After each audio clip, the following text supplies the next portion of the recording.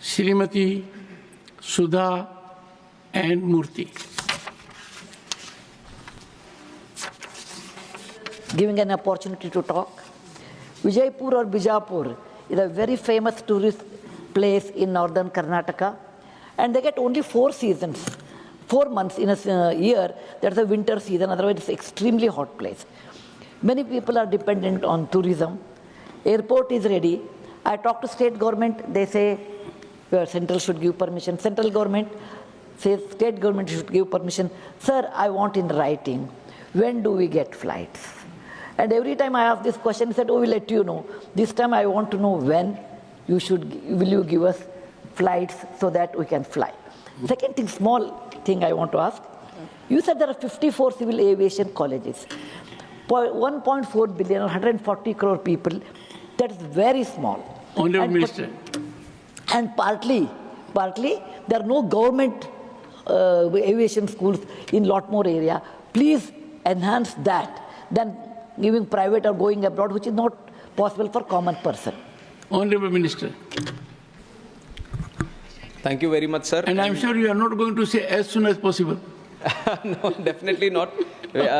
One thing is, this question was related to Thirupati, but Madam has asked for Vijaypura, and we have been closely following up on the completion of Vijaypura. We are in the fag end of the completion, and all the licensing is also ready. As soon as we can do the commencement, most probably we'll get it done this year.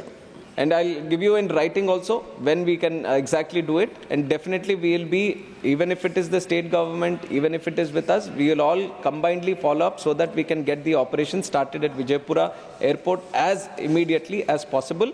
And I'll definitely give it in writing also, and when we can do it. And for this second part of the question, where Madam has asked about the civil aviation, in fact, the flight training organizations where the pilots and maintenance engineers get trained. In fact, we also feel that there is a lot more requirement. Now we have 54, 3 more are also under commencement, and 9 more are under permission. They have applied for permission to start. And right now, the capacity with which we are generating around 1,500, 1,600 pilots every year. We feel there is a lot more need, not only domestically, but at global scale. We want our Indian pilots who are getting trained here to operate globally also. So we see there is a demand which we can take right now and increase the number of FTOs in the country. We are actively putting the word forward that anyone who wants to start flight training organizations, please come forward. We are giving our airports, because we have a lot more airports. You have talked about parking space also, which is why in the next 5 years we are planning 50 airports. Next 10 years we are planning 100 airports. In the next 20 years we are planning 200 more airports. Because we see as the demand increases, first thing as the planes also come in, we need some space to park the planes also. So in that context, definitely we are going to increase the infrastructure in the coming days. This is one thought process that we already have, that the space is required, the more infrastructure is required, and uske saath hi flight training organizations are also required. We are increasing the number at the moment, and we want more people to come into the space, and we are actively pursuing in that region. I want to help the honourable member. You have not indicated in how much time you will reply to her. Clear timeline. Thank you. And we'll have one meeting also with the Honourable Ma'am and the respected stakeholders, so that you get full clarity on when we are going to start it, and you might not need to ask the question any other time in the Parliament. Thank you. Krishnaya Raiga. Mr. Chairman, Tirupati is a holy place internationally. Every day, more than 1 lakh to 2 lakhs pilgrims or devotees are coming to Tirupati across the country, at the same time internationally. I ask the Honourable Minister, is there any proposal to increase the flight facilities, flight strength? At the same time, we request the Minister to develop the standard of international hub as a Tirupati airport. The second point is, in the training institutes, is there any proposal to increase the SC, ST, OBC candidates? This is my... Honourable Minister. Sir, regarding Tirupati is a international destination for Hindu pilgrims, and it is one of the biggest pilgrimage sites in the whole world. And definitely there is a lot of demand for more connectivity. And recently, after I took charge as the minister also, we put special focus on Tirupati airport, and first time we have started direct connectivity from Delhi also after a long time. It was not there for 4 or 5 years. It was stopped during the COVID time. We have started a direct flight from Delhi. We have started a direct flight from Mumbai also. And there is a constant increase in demand flowing from Hyderabad, which caters as a hub for that region. And we have increased the number of flights, and Honorable Member would be happy to know that there are 13 direct flights every day from Hyderabad to Tirupati, and the number is continuously increasing. And the airlines also, wherever there is a demand, they definitely follow the demand, and they kind of cater for the demand which is there. So in the time forward, we are going to see more number of flights operating to Tirupati. And in terms of the terminal capacity that we have, it is pretty much adequate for the passenger movement that is happening today. And in forward also, we have expansion plans. Whenever it gets to the saturation mode, we have sufficient land so that we can expand it. General aviation terminal also we are trying to build there, because there is a lot of charter movement happening in Tirupati, so we are trying to build it there. And around the airport also, we are trying to create more facilities for the passengers in terms of hotel and other services, which will create more of a hub kind of atmosphere there. And it is also an international airport, so international connectivity also we are speaking with the airlines so that we can see any international connection if we can give to Tirupati, that will be more beneficial for the people there, not just for the pilgrims, but there is a lot of migrant community which works abroad from that region, so that will definitely facilitate for that. So special focus is being put on Tirupati to increase the connectivity. We have already done that in the last 7 months. If you see the increase in passenger capacity which has been traveling from that airport, it gives us an indication that it has steadily increased, and it will increase in the future also, sir. And in terms of the reservation which has been talked about, we have one academy under the government, which is the Rajiv Gandhi National Aviation University, and also the Udan Academy, which is there at Fursadganj. And we follow the Government of India guidelines, and when the admissions happen, the 5% relaxation is also given for SC/STs, and also sufficient number, the quota which is there, sir, it is sufficiently fulfilled by these students. Shri Ayodhya Rami Reddy Allah.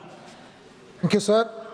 Considering the Aviation Ministry policy goal of developing India as a global MRO and earlier inspections by Canadian aviation representatives to establish a MRO center at Tirupati Airport, could the Minister provide details on the progress of the same? Honorable Minister. Sir, regarding MROs also, there has been a lot of interest for many foreign players and Indian players also to set up their activity in India. And some of the numbers, sir, we have $2 billion industry for MROs today in the country. And in the next 6 years, we want it to double itself and become a $4 billion industry, where India has the potential to reach it also. And India's MRO market is growing 3 times at what the world's MRO market is growing. And this is all because of the guidance and the vision of our Honorable Prime Minister Narendra Modi ji, who has put special efforts in increasing the MRO network in the country, and which is why all airports are getting demands of setting up small MRO facilities. Likewise, Tirupati also, you have mentioned about one specific player, but there are multiple players who want to set up MRO facilities there. And because the airport is with the Airport Authority of India, we are trying to facilitate as much as possible.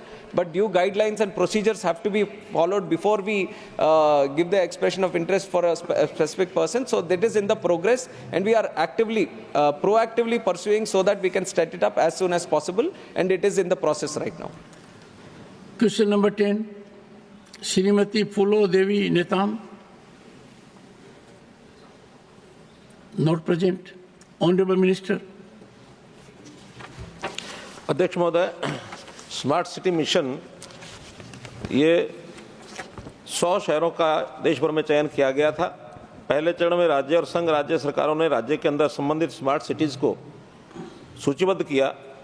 राज्य संघ राज्य क्षेत्रों के पहले चरण में सफल होने वाले शहरों को राष्ट्रीय प्रतियोगिता के माध्यम से और उनका चयन किया गया। एससीएम के तहत छत्तीसगढ़ राज्य के 3 शहर अर्थात अटल नगर, बिलासपुर, रायपुर, इनका चयन किया गया है। रायपुर का चयन फास्ट ट्रैक शहरों में किया गया था, जबकि बिलासपुर और अटल नगर का चयन प्रक्रिया के राउंड 3 में किया गया था। छत्तीसगढ़ राज्य सहित चयनित शहरों का राज्यवार विवरण ये इस प्रकार से दिया गया है कि उसमें बेघर परिवारों की संख्या 412 और 632 है। इसके अलावा बिलासपुर और रायपुर, अटल नगर सहित झुग्गी झोपड़ियों के रहने वाली संख्या ये 26,552 और 86,003 है। Sri Ayodhya Rami Reddy Allah. Sir, you must have asked today maximum number of supplementaries. Sir, in the last 5 years, While I this is am, the first time I got some opportunity to ask this sort of questions. Thank you for that. but let me tell you, for me it's great pain because question hour is an occasion, particularly for the opposition, Yeah. to enforce accountability of the government by incisively asking certain questions. Their absence is very painful Very right, sir. because this is the first day when we march into the last quarter of the century of adoption of our constitution. When I have made an appeal by way of observations that we should optimally contribute for development of the nation, rising above partisan interests. But in a sense, you are beneficiary. Please go ahead. Sir, thank you. In light of the increasing frequency of extreme weather events and the need for climate resilient urban development, how is the Smart Cities mission integrating advanced climate modeling and risk assessment tools into its housing design and urban planning processes happening? Thank you, sir. Honorable Minister. जहाँ तक smart city के mission के अंतर्गत slum और झुग्गी झोपड़ी के मकानों की प्रावधान जो किया गया था उसके अंदर ये विषय किया गया है, लेकिन जो सदस्य महोदय का प्रश्न है वो पीएम आवास योजना के अंतर्गत है। नई टेक्नोलॉजी के अंतर्गत ये सारे मकानों का जो एक प्राथमिकता दी गई है, इस बार भी उसके अंदर बजट का प्रावधान किया गया है कि नई टेक्नोलॉजी के माध्यम से ताकि वो मौसम के अनुकूल हों और वहाँ की भौगोलिक परिस्थिति के हिसाब से उन मकानों को किसी प्रकार का नुकसान न हो, इसके सारे प्रावधान इस बार इस बजट में किए गए हैं। Question number 11, Shri Dhananjay Bhimrao Mahadik. Sir, question number 11.